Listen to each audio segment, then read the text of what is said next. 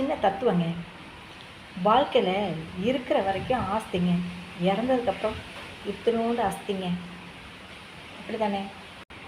இதில் யார் ஒஸ்தின்னு நிரூபிக்க இடையில் எத்தனையோ போராடுகிறான் குஸ்தி. இப்போ எனக்கு பசி, வாங்க சாப்பிட்லாம். இன்றைக்கி நம்ம வீட்டில் என்ன சாப்பாடுனா, எல்லா காய்கறியும் போட்டு ஒரு சாம்பார். மறுபடி முறுக்கு, மறுபடி கருவாடு பொரிச்ச கருவாடு, மறுபடி எப்பவும் நம்மளுக்கு பிடிச்ச ஊறுகாய், அப்புறம் தயிர். வாங்க சாப்பிட்லாம். இந்தாங்க சாப்பிடுங்க. உங்களுக்கு ஃபஸ்ட்டு கொடுத்துட்டு தான் நான் சாப்பிடணும். எல்லாம் சாப்பிட்டுக்கோங்க. சாப்பிட்டுட்டு என்னது நல்லா இருந்துச்சுன்னு சொல்லி எனக்கு கமெண்ட் பாக்ஸில் சொல்லணும், சரிங்களா? இப்போது நான் சாப்பிட போகிறேன். ஓகேவா? சாப்பிடுவோமா?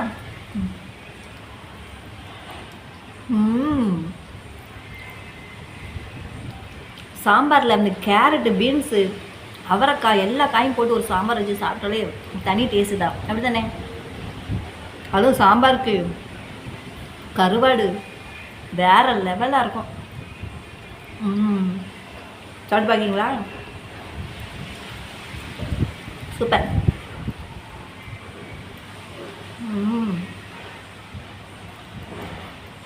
கொஞ்சம் முறுக்கு எடுத்து ஒரு கடி கடிச்சுக்கலாமா?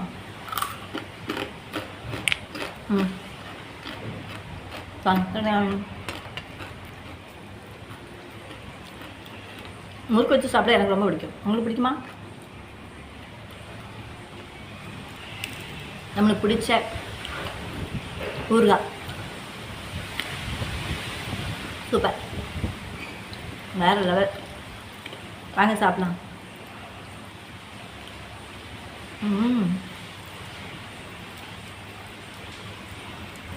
அதுவும் சாலை கருவாடு, பொரிச்ச கருவாடு எவ்வளோ டேஸ்ட்டாக இருக்கு தெரியுமா? அடிப்பொலி. வாங்க, சூப்பர். எங்கள் வீட்டில் உள்ள டிப்ஸ் எல்லாம் சொல்லிட்டேன். உங்கள் வீட்டில் என்னென்ன சாப்பாடு அப்படின்னு எனக்கு கமெண்ட் பாக்ஸில் சொல்லுங்கள். சொல்லாமல் போயிடாதீங்க, ஓகேவா? ஆனால் நீங்கள் எங்கள் வீட்டுக்கு சாப்பிட வாங்க. அடிப்பொலி.